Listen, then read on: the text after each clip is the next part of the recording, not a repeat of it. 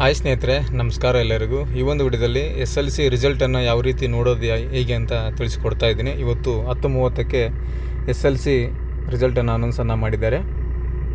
ಈ ಒಂದು ರಿಸಲ್ಟನ್ನು ನಿಮ್ಮ ಒಂದು ಮೊಬೈಲ್ನಲ್ಲೇ ಕೇವಲ 1 ನಿಮಿಷದಲ್ಲಿ ನೀವು ರಿಸಲ್ಟನ್ನು ನೋಡ್ಕೋಬೋದು. ಇಲ್ಲಿ ಏನು ವೆಬ್ಸೈಟನ್ನು ಕೊಟ್ಟಿದ್ದಾರೆ ನೋಡಿ, ಇದೇ ಒಂದು ವೆಬ್ಸೈಟ್ ಮುಖಾಂತರ ನೀವು ರಿಸಲ್ಟನ್ನು ನೋಡ್ಕೋಬೇಕು. krresults.nic.in ಅಂತ ಈ ಲಿಂಕನ್ನು ಡಿಸ್ಕ್ರಿಪ್ಷನಲ್ಲಿ ಕೂಡ ಹಾಕಿರ್ತಾನೆ, ನೋಡ್ಕೋಬೋದು. ಮೊದಲಿಗೆ ಗೂಗಲ್ ಸರ್ಚಲ್ಲಿ ಆ ಒಂದು SLC ರಿಸಲ್ಟ್ ಲಿಂಕನ್ನು ನೀವು ಸರ್ಚ್ ಮಾಡಿ. krresults.nic ಅಂತ ಸರ್ಚ್ ಮಾಡಿ. ಸರ್ಚ್ ಮಾಡಿದರೆ ಡೈರೆಕ್ಟಾಗಿ ನಿಮಗೆ ಈ ರೀತಿಯಾಗಿ ಬರುತ್ತೆ. ಇದರಲ್ಲಿ SLC 2024 ಪರೀಕ್ಷೆ 1ರ ಫಲಿತಾಂಶ ಪ್ರಕಟ ಅಂತಿದೆ ನೋಡಿ. 9/5/2024 ಇವತ್ತಿನ ದಿನಾಂಕ ಈ ಒಂದು ರಿಸಲ್ಟ್ ಅನೌನ್ಸ್ ಆಗಿದೆ. ಇದರ ಮೇಲೆ ಕ್ಲಿಕ್ ಮಾಡಿ ನಂತರ ಈ ರೀತಿಯಾಗಿ ಬರುತ್ತೆ. ಇಲ್ಲಿ ಎಂಟರ್ ರಿಜಿಸ್ಟರ್ ನಂಬರ್ ಅಂತಿದೆ. ಈ ಒಂದು ರಿಜಿಸ್ಟರ್ ನಂಬರನ್ನು ಇಲ್ಲಿ ಎಂಟರ್ ಮಾಡಬೇಕು. SLC ನಿಮ್ಮ ಒಂದು ಹಾಲ್ ಟಿಕೆಟ್ನಲ್ಲಿ ಏನಿರುತ್ತಲ್ಲ ಆ ಒಂದು ನೋಂದಣಿ ಸಂಖ್ಯೆಯನ್ನು ಇಲ್ಲಿ ಎಂಟರ್ ಮಾಡಬೇಕು. ಅದಾದ ನಂತರ ಇಲ್ಲಿ ವಿದ್ಯಾರ್ಥಿಯ ಡೇಟ್ ಆಫ್ ಬರ್ತ್, ಹಾಲ್ ಟಿಕೆಟ್ನಲ್ಲಿ ಡೇಟ್ ಆಫ್ ಬರ್ತ್ ಇರುತ್ತಲ್ಲ ಆ ಒಂದು ಡೇಟ್ ಆಫ್ ಬರ್ತನ್ನು ಇಲ್ಲಿ ನೀವು ಸೆಲೆಕ್ಟನ್ನು ಮಾಡ್ಕೋಬೇಕು. ಡೇಟು, ಮಂತು, ಇಯರು ಸೆಲೆಕ್ಟ್ ಮಾಡ್ಕೊಳ್ಳಿ. ಆನಂತರ ಸಬ್ಮಿಟ್ ಅಂತಿದೆ ನೋಡಿ, ಈ ಒಂದು ಸಬ್ಮಿಟ್ ಬಟನನ್ನು ಕ್ಲಿಕ್ ಮಾಡಿ. ನೋಡಿ, ಸಬ್ಮಿಟ್ ಕೊಟ್ಟ ನಂತರ ನಿಮಗೆ ಡೈರೆಕ್ಟಾಗಿ ಈ ರೀತಿಯಾಗಿ ಓಪನ್ ಆಗುತ್ತೆ. ಮೊದಲಿಗೆ ಇಲ್ಲಿ ನಿಮ್ಮ ಒಂದು ವಿದ್ಯಾರ್ಥಿಯ ನೇಮ್ ಇರುತ್ತೆ, ಹೆಸರು. ಅದ ನಂತರ ರಿಜಿಸ್ಟರ್ ನಂಬರಲ್ಲಿ ಕಾಣುತ್ತೆ, ಸ್ವಲ್ಪ ಐಡಿಯನ್ನು ಮಾಡಿದ್ದೀನಿ.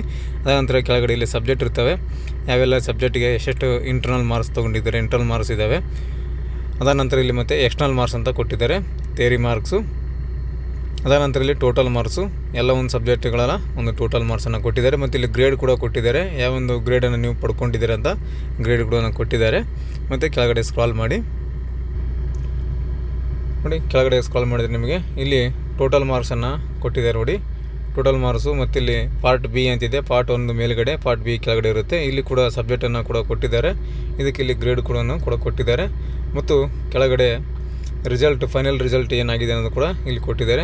ಪಾಸ್ ಅಂತ ಬಂದಿರುತ್ತೆ, ಇಲ್ಲಿ CGA C+ ಅಂತ ಈ ರೀತಿಯಾಗಿ ಬಂದಿರುತ್ತೆ.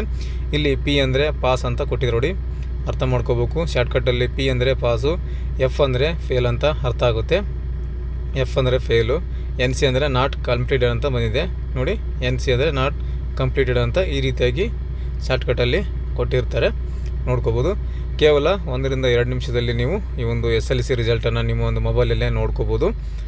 ಸೊ ಈ ಒಂದು ಮಾಹಿತಿ ನಿಮಗೆ ಉಪಯುಕ್ತ ಆಗಿದೆ ಅಂತ ಅಂದ್ಕೊತೀನಿ. ಈ ಥರ ಇನ್ನಷ್ಟು ಹೆಚ್ಚಿನ ವೀಡಿಯೋಗಳನ್ನು ಮಾಡ್ತಾ ಇರ್ತೀನಿ, ಸಪೋರ್ಟ್ ಮಾಡಿ ಅಂತ ಹೇಳ್ತಾ. ಹಾಗೆ ಯಾರೆಲ್ಲ ನಮ್ಮ ಚಾನಲ್ನ ಹೊಸದಾಗಿ ನೋಡ್ತಾ ಇದ್ದೀರಾ, ಸಬ್ಸ್ಕ್ರೈಬ್ ಮಾಡ್ಕೊಂಡಿಲ್ವೋ ದಯವಿಟ್ಟು ಸಬ್ಸ್ಕ್ರೈಬ್ ಮಾಡಿಕೊಂಡು ಬೆಲ್ ಐಕನನ್ನು ಪ್ರೆಸ್ ಮಾಡಿ ಅಂತ ಹೇಳ್ತಾ, ಥ್ಯಾಂಕ್ಸ್ ಫಾರ್ ದ ವಾಚಿಂಗ್.